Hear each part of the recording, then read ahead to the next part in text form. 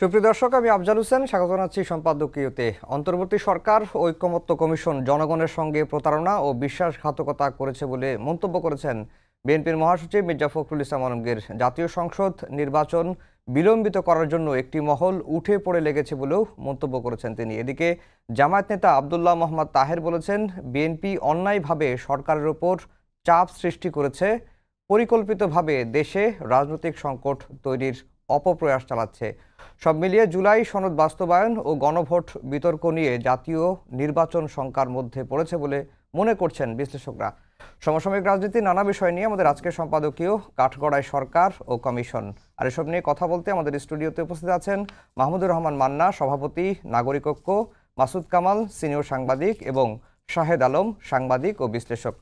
দর্শক, আপনারাও এই আলোচনায় অংশ নিতে পারেন। এজন্য আপনাদের ফোন করতে হবে টেলিভিশনে দেখানো নম্বরে। এছাড়া ফেসবুকের মাধ্যমেও আপনাদের মন্তব্য পাঠাতে পারেন। আলোচনা শুরুতেই জানিয়ে দেব এখনকার প্রধান শিরোনামগুলো।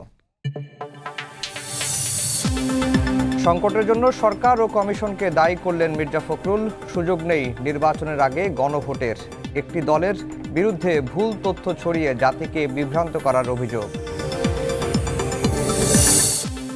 সংস্কার নিয়ে বিএনপির বিরুদ্ধে ধোঁয়াশা তৈরির অভিযোগ জামায়াতের। নভেম্বরে গণভোট ও ফেব্রুয়ারিতে জাতীয় নির্বাচনের আগে জুলাই সনদ বাস্তবায়নের দাবি।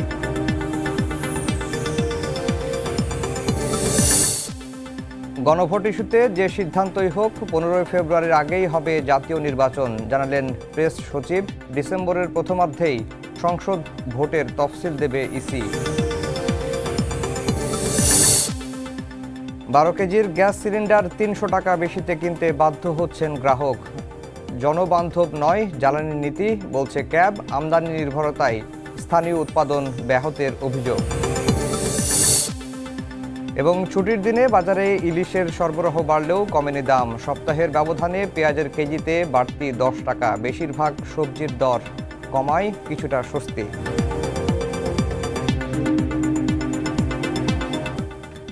দর্শক, শিরোনাম শুনছিলেন। আমরা আজকের আলোচনার বিষয় দিয়েছি কাঠগড়ায় সরকার ও কমিশন। মান্না ভাই, আপনাকে দিয়ে আলোচনা শুরু করব। আপনি গতকালকে একটি অনুষ্ঠানে বক্তব্য দিয়েছেন এবং বক্তব্যে আপনি যেটি বলেছেন যে সরকার প্রতারকের কাঠগড়ায় দাঁড়িয়েছেন। আর আজকে একটি অনুষ্ঠানে আপনি যেটি বলেছেন যে দেশ এখন বিরাট সংকটে, উদ্ধারের ক্ষমতা সরকারের নেই, তাহলে উদ্ধার করবেটাকে?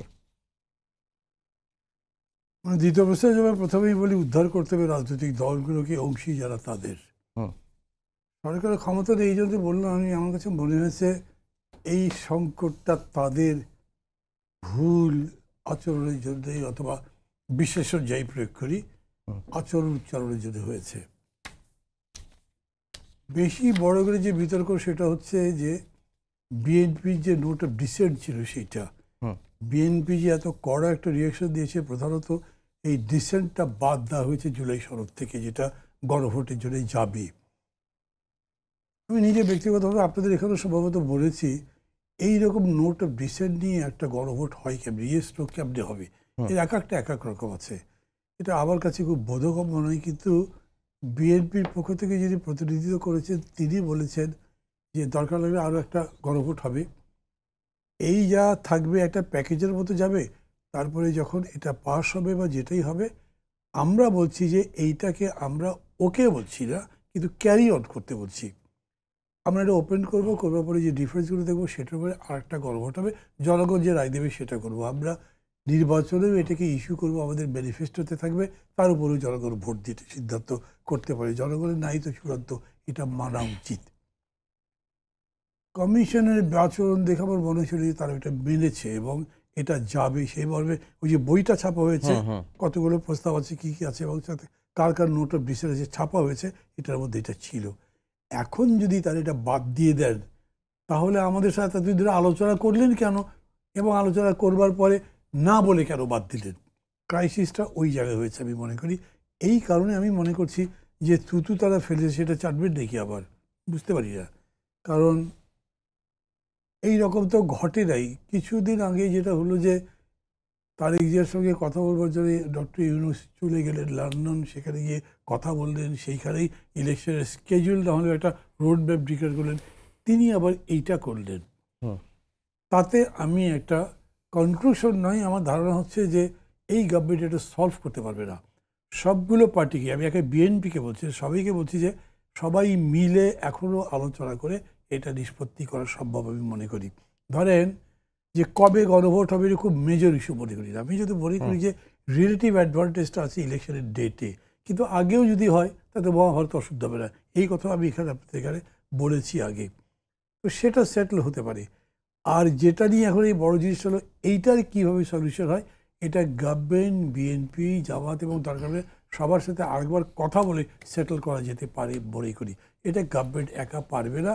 আর এইটা আমি না জানেন প্রথম থেকে বলছি যে ডক্টর ইউনূস বলেন বা তার এই উপদেষ্টা পরিষদে যারা যারা আছেন, উনি নিজেই যেমন বলেন যে নিজের নিজের পেশায়, নিজের নিজের ক্ষেত্রে, কাজের ক্ষেত্রে তারা সবাই খুব সাকসেসফুল, কিন্তু যে ক্ষেত্রে তারা এখন কাজ করতে আসছেন এইখানে দে আর জাস্ট নোভিস, মানে তাদের আচরণের মধ্যে এরকম কিছু নাই, ফলে তারা এটা হ্যান্ডেল করতে পারবে বলে আমার মনে হয় না। মাসুদ কামাল ভাই, এই যে সংকটটা তৈরি হয়েছে, বিশেষ করে গণভোট নিয়ে একটা বিতর্ক, একই সঙ্গে নোট অফ ডিসেন্ট নিয়ে বা জুলাই সনদ কিভাবে বাস্তবায়ন হবে, এর যখন সুপারিশটা দেওয়া হলো, ঐক্যমত্য কমিশন যে সুপারিশটা দিলেন, এরপরে যে বিতর্কগুলো বা সংকটগুলো তৈরি হলো, এই সংকটের তৈরির পেছনে মান্না ভাই যেটি বললেন যে সরকারই মূলত দায়ী এবং কমিশনের একটা দায় রয়েছে, আপনার কাছে কি তাই মনে হয় কিনা? এর জন্য কমিশন দায়ী, সম্পূর্ণভাবে কমিশন দায়ী। কমিশন ইন্টেনশনালি এই কাজটা করছে একটা ভোজগোটো পাকানোর জন্য। এই কমিশনের নিয়োগ যে ভালো না, এটা আমি শুরুর থেকে বলতেছি। এই কমিশনের নিয়োগ ভালো না, এটা লোক ভালো না, এরা আসছে একটা ঝামেলা পাকানোর জন্য। বিদেশ থেকে আসছে, তো গুজরাট আসছে, এখানে আসছে আমাদেরকে জ্ঞান দেওয়ার জন্য যে তোমরা তো কিছু বুঝো না, ঘাস টাস খাও, আমরা বাইরের থেকে আসছি, তোমরা দেখো দেশ কীভাবে চালাতে হবে। যখন দেখছি খুব একটা সুবিধা হচ্ছে না, একটা মানে ভজগোটা পাকাই দিছে, সিম্পল একদম। ভাই, যে আলোচনাটা হয়েছে, তুমি তার বাইরে তুমি কিভাবে তুমি লেখলা, কীভাবে লেখলো? এতগুলি বিষয় কি একশো? আর গণভোটের যে কনসেপ্টটা, এটাও আমার কাছে মনে হয় এটা বিভ্রান্তিকর কনসেপ্ট। এটা কি হয়? একাধিক প্রশ্নের উত্তর কি হানাতে হয়? এটা আপনি আমাকে প্রশ্ন করলেন, ভাই আপনি যাকে নিয়মিত মাদক সেবন করতেন এখনো করেন, এই উত্তর হানাতে হয়? এখানে তো 2টা প্রশ্ন, আর এখানে 48টা প্রশ্ন। আপনি কীভাবে হানাতে বলবেন? আপনি উচ্চ কক্ষের আলোচনা, আমি একটা সিম্পল এক্সাম্পল বলি। উচ্চ কক্ষ কেউ মানছে, কেউ মানে নাই। আচ্ছা, উচ্চ কক্ষ কি পিয়ার হবে, নাকি সংসদে যে এমপি থাকবে তাদের আনুপাতিক হারে হবে? এটা নিয়ে আপত্তি আছে, বিএনপির আপত্তি আছে, তারা তো সংসদের আনুপাতিক হারে চায়। এখন আপনি ওর মধ্যে ঢুকাই দিলেন উচ্চ কক্ষ। এখন আমি উচ্চ কক্ষ চাই, কিন্তু ওখানে পিয়ার পদ্ধতি চাই না, আমি কি দিব? আমি যদি না বলি তাহলে আমি উচ্চ কক্ষ চাই না, আমি তো উচ্চ কক্ষ চাই রে ভাই। তো সোনার পাথর বাটি হয় না, এটা আপনাকে বুঝতে হবে। এভাবে হয় না। মানে এটা হলো, জানেন, পুরো জিনিসটা হলো যে বাস্তব অর্থ যেটা হলো, এটা হলো বিএনপিকে মাইনকা চিপা, বুঝছেন? ওই মাইনকা চিপাতে ফেলানোর একটা পদ্ধতি, এবং বিএনপি বাস্তবিক অর্থেই এখন মাইনকা চিপার মধ্যে আছে। কিন্তু আজকে মান্না ভাই বলছে যে এই যে সংকট, এই সংকট উত্তরণের জন্য বিএনপিকে অগ্রণী ভূমিকা রাখতে হবে। বিএনপি কি করবে? মাইনকা চিপায় থাকলে সমাধান। আমি বলি বিএনপি যখন ঝামেলাটা বলি আপনাকে, বিএনপি যদি বলে এটা মানি না, তাহলে বলবে কি আপনি তো সংস্কার মানেন না। আপনি যদি বলে বিএনপি মানি, তাহলে আপনার নোট অফ ডিসেন্ট আপনার অর্থহীন হয়ে গেল। বিএনপি কি করবে? এখন এইগুলো জানেন, ওই যে ছোটবেলায় আমরা এই শুনছিলাম না যে 2 গ্রামের 2 পোলারে পাঠাচ্ছি লেখাপড়া করাইতে, সংক্ষেপে বলি, যে আইসা নিয়ে বলছে কে কত লেখাপড়া করছে পরীক্ষা দাও। তখন একজন বলতেছে ঠিক আছে বলো তো দেখি, আই ডোন্ট নো অর্থ কি? ওইকে আমি জানি না, ওইকে জানে না। এগুলো এই গল্প হয়েছে। এখন বিএনপি যেই বলবে যে এইটা তো হইল না রে ভাই, কই তাহলে সংস্কার চায় না, সহজ হিসাব, বিএনপি সংস্কার চায় না। এটা বিএনপি তো একটা বিপদ না, এই বিপদে তারা ফেলাইছে। এখন আমি বলি আপনাকে, সবসময় চালাকি ভালো না, এটা যাকে চালাকি না এটা সবাই বুঝে।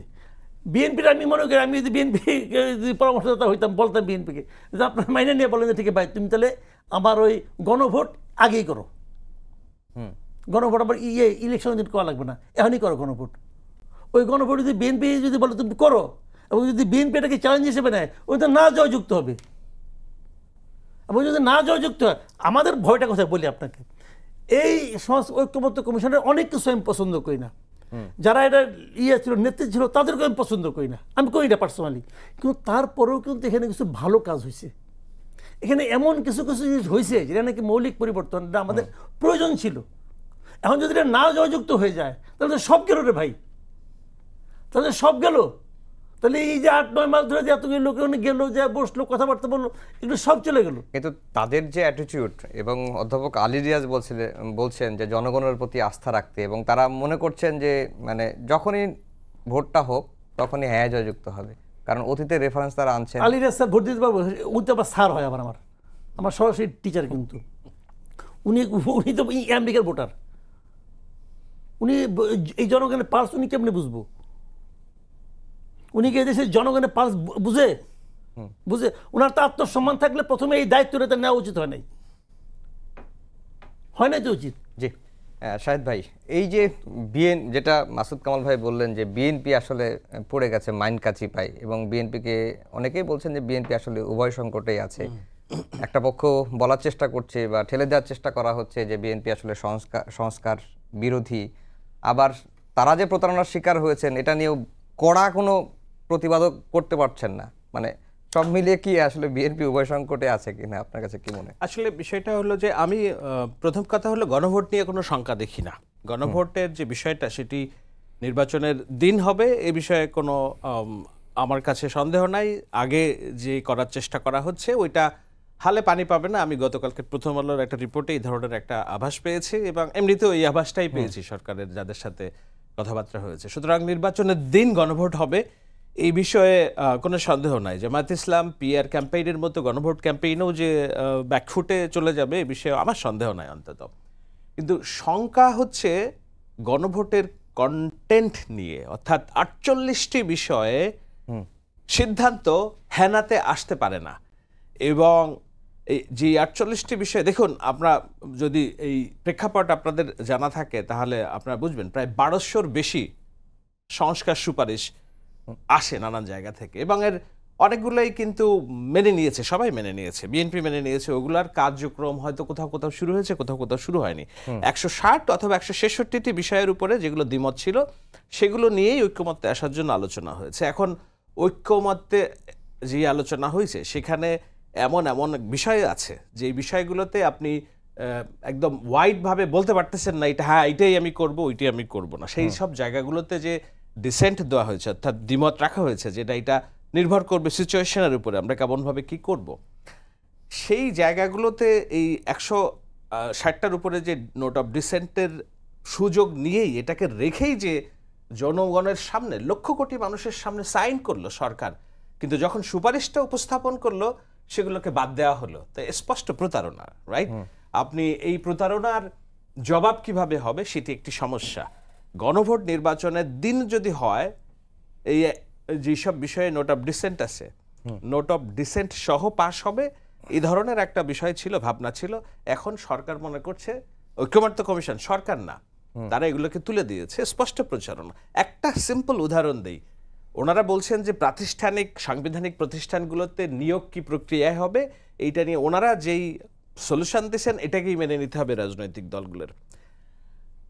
একটা উদাহরণ দিই, জামায়াতে ইসলামী যারা এই বিষয়গুলো নোট অফ ডিসেন্টের বিরোধিতা করছে, এক ইসলামী ব্যাংকে কিভাবে নিয়োগ প্রক্রিয়া হবে এটা থেকে ওনারা ভিন্ন পক্ষকে ছেড়ে দিবেন এই সিদ্ধান্ত দিতে পারবেন না? এক ইসলামী ব্যাংক ওনারা ছাড়তে পারছেন না, আর বাংলাদেশের এত এত মানুষ, 18 কোটি 20 কোটি মানুষের ভাগ্য পরিচালনা করার জন্য যে বা যারা এই রাজনৈতিক দল পরিচালনা করবেন তাদেরকে আপনি হাত পা বেঁধে বলবেন যে সাঁতার কাটো, এবং গভর্নমেন্ট যদি ব্যর্থ হয় বলবে অজনপ্রিয় গভর্নমেন্ট, এটাকে ফেলে দাও।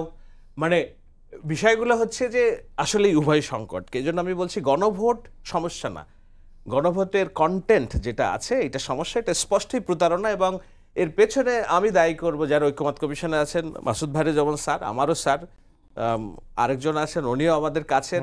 আমার মনে হয়েছে যে এটি ওনাদের ব্যক্তিগত অভিলাষ অভিপ্রায়টাকে ওনারা ঐক্যমতের নামে জুড়ে দিয়েছেন, যেটা কমপ্লিটলি আনফেয়ার, এবং এটার মধ্যে একটা জেদাজেদিও কাজ করেছে বলে আমার মনে হয়েছে আর কি। এবং এটা করা উচিত হয় না। এটা আমাদের সবকিছু ওয়েল ডকুমেন্টেড, টেলিভিশনে আলোচনা সমালোচনা যা হয়েছে, এখন এসে যদি আপনি একটা হুট করে একটা জিনিস জুড়ে দেন তাহলে তাতে প্রতারণা।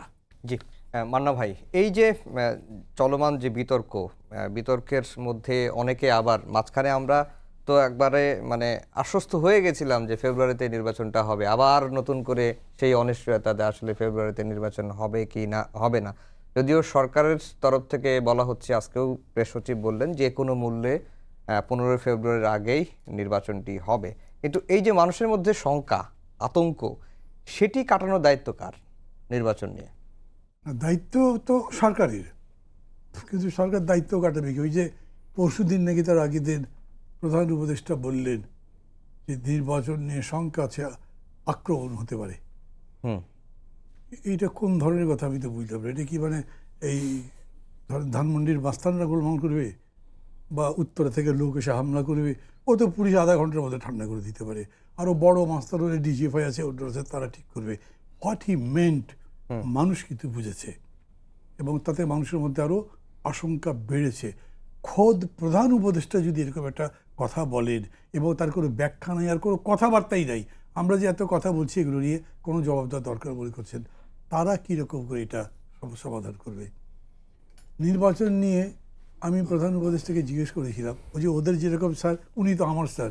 আমি বললাম, স্যার আপনি চট্টগ্রাম বিশ্ববিদ্যালয়ের শিক্ষক ছিলেন, আমি ছাত্র ছিলাম, গ্রামবাসীরা পিটালো ছাত্রদেরকে, পুলিশকে ফোন করলো, এরা কান্দো, ফেসবুকে অন্য জায়গায়, একটা পুলিশও যায় নাই। তো এলাকাতে যখন ভোট হবে, যার জোর যেখানে, ও ব্যালট বাক্স নিয়ে বাড়ি চলে গেলে পুলিশ কিছু করবে? পুলিশ দেখবার আবার এ তো পরদিন ক্ষমতায় যেতে পারে, আমি তাকে কি করবো? তো ওইটা কি করবেন আপনি? ওই যে আমি বলি যে সুইট টকারের সুইস মাইন্ড দিয়ে শেষ, কোনো রকম আনসার দিলেন না। এই কথাগুলো বললে না, উনি শুনলে হয়তো ওনার কষ্ট লাগবে, কিন্তু এতই নিরেট সত্য, এবং এই পরিস্থিতি আমাকে এরকম কষ্ট দেয় যে আমি না বলে থাকতে পারি না। আমি তো এরকম দেখছি না যে উনি দায়িত্ব নিয়ে জনগণকে এটা দূর করবে। ওনার দায়িত্ব ছিল কি পুলিশকে ডেকে বলা, যা হয়েছে হয়েছে, তোমরাও বাড়াবাড়ি করেছো, মানুষও তোমার উপরে শোধ দিয়েছে, কিন্তু this for and no further, কিচ্ছু হবে না, তোমরা ডিউটি করো। যারা মানবতা বিরোধী অপরাধ করেছো, সরাসরি মানুষকে গুলি করে হত্যা করেছো একটা অন্যায় আদেশে, তাদের বিচার আমি করবো, বাকিদের টাচ করবো না, তোমরা কাজ করো। ওই রকম একটা ভরসা পুলিশের মধ্যে তৈরি করতে পারলেন না কেন? উনি তো চেষ্টাই করেননি। দুইবার যে বৈঠক করেছেন, তাদেরকে বলেননি পুলিশকে যে তোমার এই এই কাজ এইভাবে করো, বলেননি। এবং তারপরে পুলিশের মধ্যে করছে, বসে থাকে, না কাজ করে, না কারো কথা শোনে, কিন্তু তলে তলে টাকা পয়সার ব্যাপারে কাজকর্ম হচ্ছে। এবং যার যেখানে জোর, সে জোরেও করছে, আবার টাকার জোরেও করছে। নিরীহ মানুষ কষ্ট পাচ্ছে, আর প্রতিপক্ষ যদি নিরীহ হয় তাহলে তো তারা আরও বিপদ। তাহলে কে করবে? তখন আমি বলছি, বিএনপিকে আমি বলছি যে আপনাদেরকে কাঠগড়ায় দাঁড় করতে হবে, আপনারা এই দায়িত্ব নেন। জামাতকে আমি বলছি, দেখেন 6 মাস আগে জামাতের সাথে দেখা হলে সালাম বিনিময় করতাম না, এখন পরিস্থিতি এমন হয়েছে যে তারা একটা ফ্যাক্টর হয়ে গেছে। তো বলছি যে আপনাদেরও দায়িত্ব আছে। ভালো ভোট নির্ভর করে পলিটিক্যাল পার্টিগুলোর উপরে, স্টেক হোল্ডারদের উপরে। এই গভর্নমেন্ট কিছু করতে পারবে না। জি, কিন্তু জামাত তো অন্যরকম কথা বলছে যে বিএনপির বর্তমান যে ভূমিকা, এই ভূমিকার কারণে আসলে ফেব্রুয়ারির নির্বাচনটা ঝুঁকির মধ্যে পড়েছে। এটা জামাতের নেতা আব্দুল্লাহ মোহাম্মদ তাহের বলেছেন আজকে। না, উনি যেটা বলেছেন না, এটা আসলে উনি কিন্তু ঝুঁকির মধ্যে পড়তে পারে এটা বলেন নাই। উনি আসলে বলতে চেয়েছেন আমরা আপনাদেরকে ঝুঁকির মধ্যে ফেলতে পারি। আচ্ছা, আপনি শুনতে ভুল শুনেন তো ভাই। ওনারা যে কথাবার্তা বলেন এগুলো আধ্যাত্মিক কথা। আচ্ছা, উনি এটা বলতে চেয়েছেন আমরা মানে জামাতের তো ঈদের আনন্দ, যে চান্স একটা পাইছি বিএনপিকে বেকায়দা ফেলানোর জন্য। এবং এটা যেটা করতেছেন এটা কিন্তু আসলে খুব ফেয়ার কোনো গেম না। সমস্যাটাকে আমি বলি আপনাকে, দেশের অ্যাবাভ 90% লোক আসলে জানেই না যে বিএনপির আপত্তিটা কোথায়। এটা জানাটা কিন্তু কঠিন। বিএনপি আসলে কেন আপত্তিটা করছে এটা বোঝারও কঠিন। জামাত এই চান্সটা নিচ্ছে। আমরা বলবো যে বিএনপি সাইন করে আসছে, এখন যে বলে না কাবিনে সিগনেচার করছেন, এখন আপনি সংসার করবেন না বললে তো হবে না। আরে ভাই, কাবিন এবং সংসারের মাঝখানে ডিভোর্স একটা শব্দ আছে, আছে তো রে ভাই, এত সহজ তো না দুনিয়াটা। কিন্তু এখন এগুলি যেগুলো বলতেছে এগুলি কেন? ওই যে বললাম না, তার বেকায়দায় ফেলানোর জন্য। শুনেন, জামাতের লক্ষ্যটা কি বলুন তো? জামাত ইন দ্য মিন টাইম ওরা কিন্তু অনেক হিসাব নিকাশ করে কাজ করে, জায়গাটাকে খোঁজখবর নিছে, কোথায় কি আছে না আছে। ছাত্র সংসদ নির্বাচনগুলি তারা ভালো করছে, কেন করছে এটারও একটা ব্যাখ্যা আছে। এবং এটাকে নিয়ে এটাকে তারা ক্যাশ করার চেষ্টা করছে নানাভাবে। কিন্তু যত কিছুই বলেন ভাই, জাতীয় নির্বাচন কিন্তু একটা ভিন্ন জিনিস। জাতীয় নির্বাচন ভাই শেষ মুহূর্তে আমি এমন অনেক লোক, আমি অনেক বলবো, আমি আমার কথাই বলি, ভোট যখন দিতে যায় একটা প্ল্যান করে যায়, অমুকে ভোট দেবো, ভোট দেওয়ার সময় উল্টাপাল্টা করে দিয়ে আসি। ভেতরে ঢুইকে মানে মন চেঞ্জ করে ফেলাই, এটা কিন্তু আছে ভাই, বাংলাদেশে সবাই আছে। বাংলাদেশে ভোটটা বেসিক্যালি হয়, সরি এটা অনেকে আবার অন্যভাবে নিতে পারে, বাট সব বেসিক্যালি হয় হুজুকে। আচ্ছা, হুজুকটা কোন দিকে উঠবে এটা ভাই আপনি আপনি জানেন না, এবং ওই হুজুকে জামাতের এই সমস্ত ক্যালকুলেশন ভাইসে যাবে, জাস্ট ভাইসে যাবে। জি শাহেদ ভাই, যেটা মান্না ভাই যেটা বললেন যে সরকার আইন শৃঙ্খলা পরিস্থিতির উন্নতির চেষ্টা করেননি বা চেষ্টা করার ইচ্ছাই ন্যূনতম ছিল না, আপনার কাছে কি মনে হয় যে আসলেই কি তাই, মানে সরকার এরকম একটা পরিস্থিতি তৈরি করে রাখতেই চেয়েছে কি সবসময়? না, আমি যেটা বলি বারবার যে ডক্টর ইউনূস খুব বড় মানুষ, এ বিষয়ে সন্দেহ নেই। উনি আমাদের ন্যাশনাল প্রাইডের একটা জায়গায়, কিন্তু উনি বাণিজ্য বোঝেন ভালো, উনি রাষ্ট্র বোঝেন না আর কি। এটা আমি ছোট মুখে বড় কথা হবে, কিন্তু এটাই সত্য। উনি যদি রাষ্ট্র বুঝতেন তাহলে বাংলাদেশে এমন অনেক কাজ আছে, যেমন আইন শৃঙ্খলা, পলিটিসাইজেশন অফ পুলিশ। আমরা বারবার শেখ হাসিনার আমলে কেন বিচার ব্যবস্থা নিয়ে এত গোস্বা প্রকাশ করেছি, এমনকি গণজাগরণ মঞ্চের বিচারের বিরোধিতা করেছি, বিকজ বিচার প্রক্রিয়াটা সস্তা ছিল না। যেসব আইনজীবী নিয়োগ দেওয়া হয়েছিল এগুলোর বিতর্ক ছিল, এবং ট্রায়াল প্রসেসটা বিতর্ক ছিল। এখন আমরা কি দেখছি যে একই শেখ হাসিনা অন্যায় করেছে, বিষয়ে কোনো সন্দেহ নাই, কিন্তু যেই প্রক্রিয়ার বিচার হবে এখন হচ্ছে, এখন আইসিটি বলেন, এটা সেটা বলেন, যাদেরকে নিয়োগ দেওয়া হয়েছে তারা যেসব রিসাইট করছেন, যেসব বই থেকে রেফারেন্স দিচ্ছেন, দিস ইজ অ্যাবসার্ড ফানি একটা বিষয়। হ্যাঁ, তো এই ধরনের ফানি বিষয় যদি আরও চলতে থাকে, তাহলে আপনি এই ট্রায়ালে যত বড় শাস্তি দেন না কেন, মানুষের মনে এবং আন্তর্জাতিক বিশ্লেষকদের মনে এই সন্দেহ দ্বন্দ্ব থেকেই যাবে, যেটা একটা প্রতিহিংসামূলক বিচার। যেহেতু জামায়াতের নেতৃবৃন্দকে ফাঁসি দিয়েছে, সুতরাং জামায়াত সমর্থিত একজন প্রসিকিউটরকে দিয়ে শেখ হাসিনারও ফাঁসির আদেশ দেওয়া হয়েছে। এটা আমরা চাই না। আমরা চেয়েছি কি ক্যাঙ্গারু বিচার ব্যবস্থা না, আমরা চেয়েছি একেবারে নিউট্রাল বিচার ব্যবস্থা। আজকে এই গুম কমিশনের একজনকে প্রধান করে এমন বিশেষ রাজনৈতিক দল সমর্থিত সশস্ত্র বাহিনীকে কাঁপুনি ধরায় দিয়েছে, যেটা আমরা চাই না। আপনি 5 জন যদি থাকে, আপনি তাদেরকে সিঙ্গেল আউট করেন, একেবারে গড়ে এতজন মানুষকে সশস্ত্র বাহিনীর পুরা জিনিসটাকে এমনভাবে ডিসপ্লেস করা হচ্ছে, দিস আর অল, ওই যে আমি বলেছি এটা রাষ্ট্রের যিনি সর্বোচ্চ মাথা তার ব্যর্থতা, কারণ তিনি রাষ্ট্র বোঝেন না। উনি রাষ্ট্র বুঝলে আজকে এই যে আইন শৃঙ্খলা বাহিনী বলুন, প্রশাসন বলুন, 2 দিন আগে একটা প্রশাসন রদবদল সংক্রান্ত একটা কমিটি করলেন, বিএনপি আপত্তি জানানোর পর এটা বাতিল করা হয়েছে। So this is absurd. আপনি সিদ্ধান্ত নেবেন, এমন সিদ্ধান্ত নেবেন যেটাতে আপনি স্ট্রিক্ট থাকতে পারেন। ওনাকে আজকে যদি আমি যে বলি স্যার এই জিনিসটা ভালো হবে, এটা করেন, হ্যাঁ এটা করে ফেলো, আরেকজন বললে হ্যাঁ করে ফেলো, এবং ওনাকে কানপড়া দেওয়ার জন্য যেসব মানুষ আশপাশে ঘুরঘুর করেন, ছাত্রসংঘের সাবেক রাজনৈতিক কর্মী একজন উপদেষ্টা আছেন, ওনার খুব আস্থাভাজন, আমি প্রেস সচিবের নাম করলাম না, এদের যে রাজনৈতিক মতাদর্শ দর্শন, এগুলো দ্বারা উনি এমনভাবে প্রভাবিত যে উনি স্বাভাবিকভাবে চিন্তা করবেন যে রাষ্ট্র নামক একটা জিনিসের চরিত্র আছে, সেকুলার চরিত্র আছে, এবং আমার প্রত্যেকটা ডিসিশনের একটা ইম্প্যাক্ট থাকতে পারে, সেগুলো উনি হয় জানেন না। কিন্তু আপনার কাছে কি মনে হয় যে সরকারের ভেতরে তো সরকার থাকে, মানে সেই ভেতরের ভেতরে কি আর কোনো সরকারের ভেতরের যে সরকারটা সেটা জামায়াতের সরকার, জামায়াতে ইসলামী এই সরকারটা পরিচালনা করছে।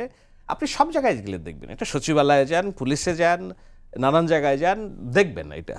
এবং এই জন্যই তারা যে নির্বাচন নিয়ে টালবাহানা কিংবা যতদূর বিলম্বিত করা যায় এগুলোর কাজগুলো চলছে, কেননা বাংলাদেশ রাষ্ট্রের অভ্যুদয়ের পর এই প্রথম তারা সরকার পরিচালনা করছে। এবং জামায়াত সরকার প্রতিষ্ঠা করলে কেমন সরকার হবে তার একটা ধারণা আপনারা পাচ্ছেন, এটার মধ্য দিয়ে পেয়ে যাওয়ার কথা। আজকে রিক্সাওয়ালা, উবার ড্রাইভার, সবজি বিক্রেতা, একটা মানুষের কাছে আপনি যাবেন, কেউ বলবেন না দেশ ভালো চলছে, বলবেন স্যার একটা নির্বাচন দরকার, এইভাবে দেশ চলতে পারে না। তো আপনার তো ট্রায়াল হয়ে যাচ্ছে, জামায়াতের সরকার হইলে কেমনে হবে। ইসলামী ব্যাংক একটা এক্সাম্পল। আমি যদি মওদুদীর ইসলামের মতাদর্শে বিশ্বাসী না হই, তাহলে বাংলাদেশ রাষ্ট্রে আমার চাকরির কোনো সুযোগ থাকবে না। ইসলামী ব্যাংকে যারা গত 10 বছরে নিয়োগ পেয়েছিল তাদের মধ্যে 450 জনকে ছাঁটাই করা হয়েছে, আরও 500 জন 550 জন অপেক্ষমান। এর মধ্যে অনেক মেধাবী আছেন, অনেক প্রতিবন্ধী শিক্ষার্থী আছেন যারা খুবই ভালো মেধাবী, তাদেরকেও বাদ দেওয়া হয়েছে অনলি বিকজ তাদের এই দলীয় সম্পৃক্ততা নেই। তো আগামীর বাংলাদেশে আপনি চাকরি, ব্যবসা বাণিজ্য থেকে শুরু করলে সব কিছুই যে দলীয়করণ হবে, বিশেষ মতাদর্শ হবে, একেবারে উল্টাভাবে ভাবতে পারেন শেখ হাসিনার জয় বাংলার কলেমার উপর যাদের বিশ্বাস ছিল না, তারা যেমন এই বাংলাদেশে অচ্যুত ছিল, ঠিক ওই ধরনের একটা সমাজ ব্যবস্থার দিকে আমরা ধাবিত হতে পারি, এবং সেটাই চাচ্ছে। তো সবকিছু মিলিয়ে আমরা দেখতেছি যে বর্তমান ইউনূসের সরকার, তার যে সরকার ব্যবস্থা, এটা একটা trial how the actual government, future government যদি আছে।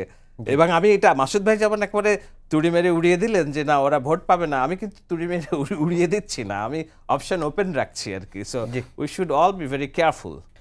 মান্না ভাই, তাহলে কি সরকারের ভেতরের কেউ কি কলকাঠি নাড়ছে, যাদের কারণে বা যাদের প্রভাবের কারণে ইউনূস সরকার কোনো সিদ্ধান্তে অনড় থাকতে পারছেন না বা প্রভাবিত হচ্ছেন? দেখেন, আমি সাধারণভাবে না এই সমস্ত তত্ত্ব বিশেষ করি না, সরকারের ভিতরে সরকারি ওই। আপনি যদি বলেন যে সরকারের বাইরে একটা সরকার আছে, ওইটা আবার বাংলা যেতে পারে। সরকারের ভিতরে কি আছে, আমি তো তাদের সাথে কথাবার্তা বলে দেখেছি, প্রফেসর ইউনূসের মুখের উপর কেউ কথাই বলে না।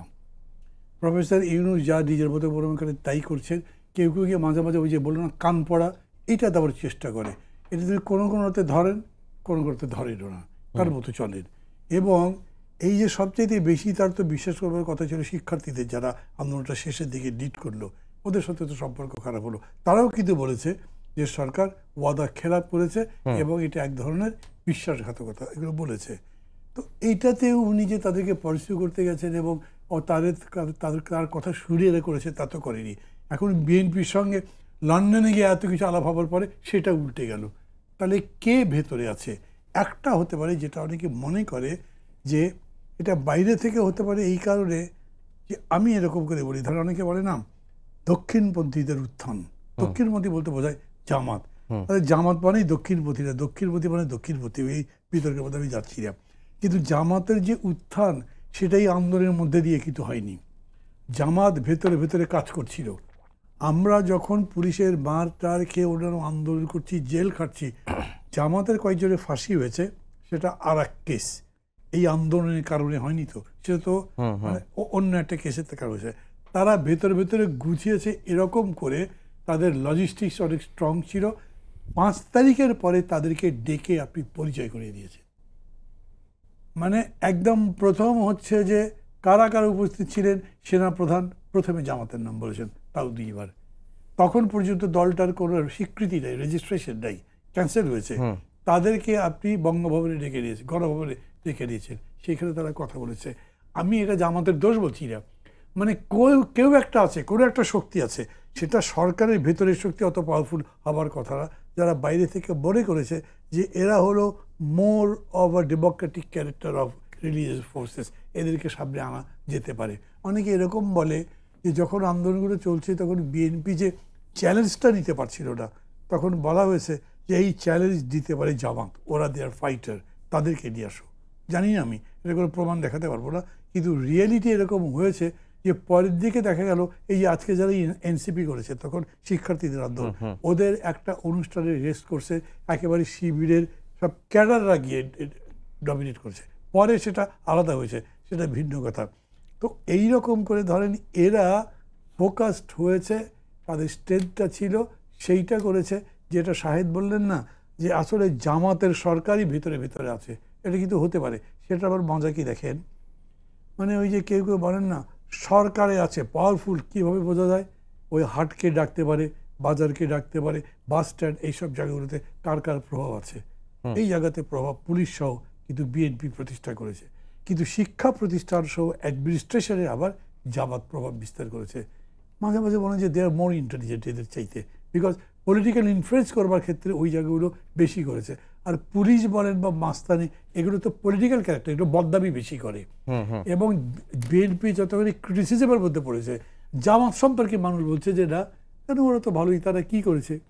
মেয়েরা পর্যন্ত বলছে যে না আপনারা যেগুলো বলেন সেগুলো কথা তো ঠিক না, এরা তো আমাদের সাথে ভালো ব্যবহার করে।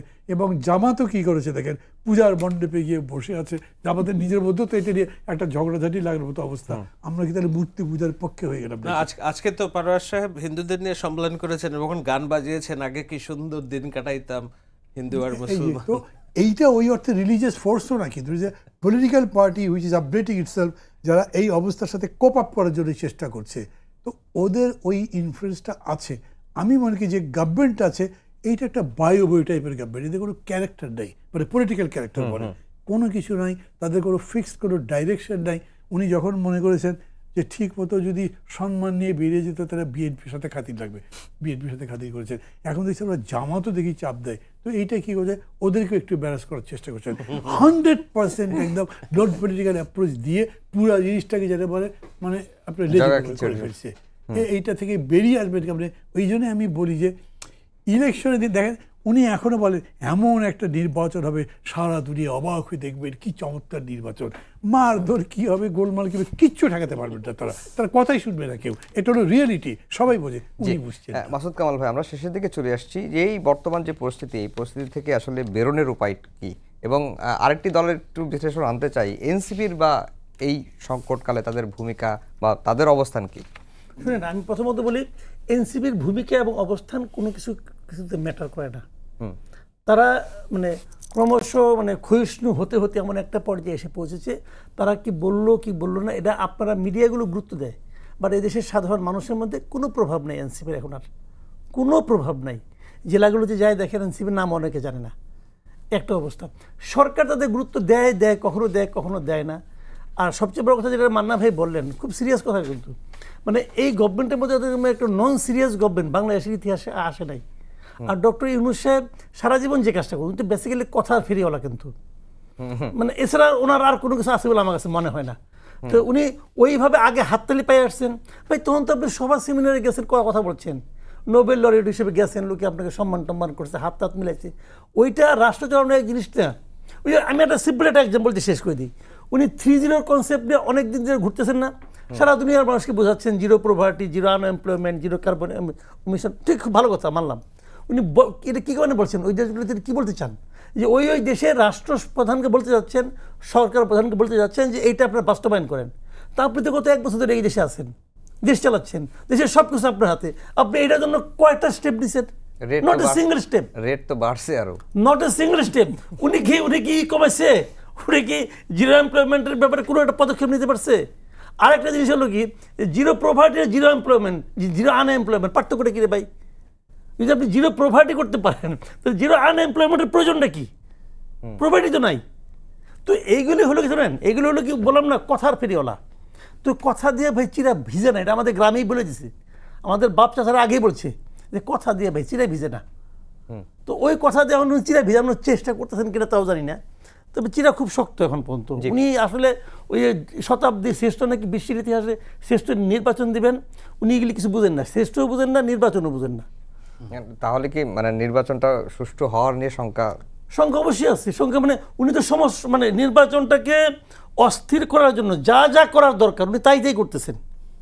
এখন যেটা করতেছেন, এই যে আপনি একটা আওলা বাজাইছেন, শুনেন, জাতীয় ঐক্যমত্য কমিশন আলী স্যারের সমালোচনা করছি, মনির হাজারের সমালোচনা করছি, সব করছি, কিন্তু এই কমিশনের প্রধানকে ডক্টর ইউনূস। তাহলে এই যে জিনিসটা দেওয়া হয়েছে ওনাকে, এই যে এইটা যেটা সুপারিশটা, এটা তো তার দায় যে তোনার। উনি বলবেন আমি তো পড়ি না, উনি আসলে কোনো কিছু পড়েও না, উনি কমন সেন্স দিয়ে সব কাজ করে। কমন সেন্স কিন্তু খুব ইম্পর্টেন্ট, কমন সেন্স খুব আনকমন একটা ব্যাপার, কিন্তু সমস্যাটা কি জানেন, কমন সেন্স দিয়ে বড় কাজ হয় না, কমন সেন্স দিয়ে দেশ চালানো যায় না। জি শাহেদ ভাই, আমরা একেবারে শেষের দিকে চলে এসেছি। আপনার কাছে ঠিক সেমি প্রশ্ন, তার সঙ্গে একটা প্রশ্ন যোগ করতে চাই, সেটি হচ্ছে যে এই যে বিএনপির বিরুদ্ধে যে সংস্কার বিরোধী ক্যাম্পেইন হচ্ছে, এতে কি আপনার কাছে মনে হয় কিনা যে বিএনপিকে আসলে না ভোটের দিকেই ঠেলে দেওয়া হচ্ছে কিনা, এটি একটি। আর এই যে সংকট বলি বা বিএনপি জামাত এনসিপির বিরুদ্ধে যে মুখোমুখি অবস্থান, যা বিরোধ, এই ক্ষেত্রে এনসিপির আসলে অবস্থানটা কোথায় বা ভূমিকাটা কি? বিএনপি সংস্কারে না ভোট দিবে কি না, গণভোটে, আমি তো বললাম গণভোট নির্বাচনের আগে হবে না, নির্বাচনের দিনই হবে। এখন ওই দিনে আমি বলছি যে ঠেলে দেওয়া হচ্ছে কিনা, বিএনপি তো না ভোটে, আপনি যদি এক্স্যাক্টলি আপনি যে নোট অফ ডিসেন্ট সহ যেখানে আমি স্বাক্ষর করেছি, যে মেয়েকে আমি বললাম তোমাকে বিয়ে করলাম আমি, কিন্তু এই জিনিস আমি তোমার অপছন্দ, এখন এইগুলো করা যাবে না, এগুলো করা যাবে না, দেখা গেলো মেয়ে বাড়ির কুত্তাটা নিয়ে আসলো আমার বাসায়, তা আমি তো বলবো যে না আমার এটা দরকার নাই। তো নোট অফ ডিসেন্ট মানে বিএনপির যে আপত্তির জায়গাগুলো, সেখানে এটা সহ তারা সাইন করেছিল জনগণের সামনে ওয়াদা করে। এখন নোট অফ ডিসেন্ট ছাড়া যখন বলতেছে এটাই তোমাদের মেনে নিতে হবে, তখন তো বলবে যে না আমি তোমার সব কিছু নিলাম, কিন্তু এই কুত্তা আমি নিব না, বিড়াল আমি নিব না, এটা আমার এনভায়রনমেন্টে সাপোর্ট করে না। সুতরাং এইটা যদি হয়, আমার ধারণা এই অবস্থায় এইটা যেটা হয়েছে সত্যিই ভজঘট এবং এটা একটা ঝামেলাপূর্ণ বিষয়। বিএনপি যদি না ভোটের প্রচারণা চালায় নিশ্চয়ই বলবে যে বিএনপি সংস্কার চায় না, এবং জামাতের যেটা পরিকল্পনা যদি বিএনপি সরকার গঠন করে এই সংস্কার ইস্যুতেই বছর দুয়েকের মধ্যেই বিএনপিকে জনবিরোধী একটা দল আখ্যা দিয়ে একটা বৃহৎ মোর্চা করার চেষ্টা এনসিপিকে নিয়ে তারা করবে, এটা তাদের পরিকল্পনা। এবং সেই পরিকল্পনার একটা পার্ট হয়েই ঐক্যমত্য কমিশনের বিশেষ বিশেষ কেউ জামাতের হয়ে খেলেছেন এবং ইস্যুটা জিয়ে রেখেছেন তাদেরকে দেওয়ার জন্য, এটা কথা। এখন এনসিপির প্রশ্নটা মাসুদ কামাল ভাই শ্রদ্ধেয়, উনি যেমন একেবারে এনসিপির ব্যাপারে যেটা বললেন, আমি একটু সমীহ দরদ নিয়ে কথা বলতে চাই তাদের ব্যাপারে, এই কারণে যে আপনি যদি আগামীর বাংলাদেশের চিন্তা করেন, সেই আগামীর বাংলাদেশে আপনাকে বিকল্প রাজনৈতিক শক্তি উঠতে সহায়তা করতে হবে। আমি 5 তারিখের পর থেকেই বলে আসছি এখানে, যেহেতু আওয়ামী লীগকে একটা ব্যারিকেড দেওয়া হয়েছে এবং আওয়ামী লীগের শীর্ষ নেতৃত্ব পলাতক, এবং তাদের রায়ে যদি তাদের ফাঁসি টাসি এগুলো হয়, একটা বাংলাদেশে দীর্ঘদিনের জন্য তাদের রাজনীতি করার পট রুদ্ধ।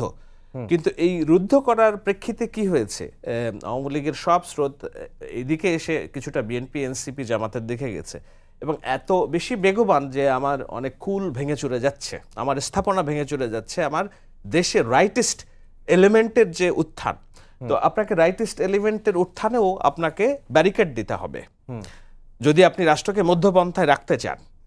সেই জায়গায় আমি মনে করি এনসিপি ইজ এ অপশন, এবং এই জন্য আমি হয়তো আরও অপশন এই কারণে বিএনপি তো বলেছে যে তারা পরপর 2 টার্মের বেশি ক্ষমতায় থাকবে না, তো তৃতীয়বারে তারা ইধার আমার আওয়ামী লীগকে ক্ষমতা দিতে হবে অর জামাতকে দিতে হবে। আপনি দুটোটা দলকে ক্ষমতা দিতে যদি চান, যদি মনে হয় আওয়ামী লীগ বেটার, কেউ কেউ মনে করতে পারে, আমি মনে করি না, তাহলে জামাত, কেউ কেউ মনে করতে পারে জামাত বেটার, আমি মনে করি না। সুতরাং আমার যে অপশন সেটা হলো, আমি মনে করি কিছুটা হলেও এরা ভুল রাজনীতি করুক, শুদ্ধ রাজনীতি করুক, এদেরকে যদি একটু এগিয়ে নিয়ে যাওয়া যায় এবং তারা যদি ভদ্র আচরণ করে, তাহলে বাংলাদেশের মানুষ হয়তো তাদেরকে একটা বিকল্প হিসেবে 10 বছর পর ভাবতে পারে। এবং ওইটা যদি ভাবা যায়, আমি মনে করি বাংলাদেশের রাষ্ট্র, কারণ তার আগে আবার ব্যারিকেড দিতে হবে, যেভাবে আওয়ামী লীগকে ব্যারিকেড দেওয়া হয়েছে, জামাতের রাজনীতিকেও নানানভাবে।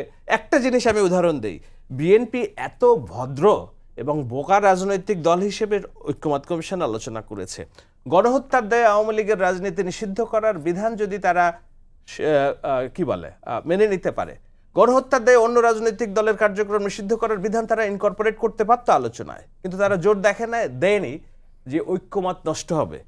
জামাত সেই সুযোগ নিয়ে আজকে একবার অবারিত সুযোগের রাজনীতি করে তারা এই ঐক্যমত নষ্ট করার মূল ক্রিয়ানক হিসেবে কাজ করছে। এই জন্য আমি মনে করি যে আগামীর বাংলাদেশ চিন্তা করলে এনসিপিকেও সমীহের সাথে নিয়ে প্রস্তুতি নিতে হবে। আমাদের সময় একেবারে শেষ, তিনজনকেই ধন্যবাদ জানিয়ে শেষ করছি আমাদের আজকের সম্পাদকীয়। আগামীকাল আবারও দেখা হবে একই সময়ে। শুভরাত্রি।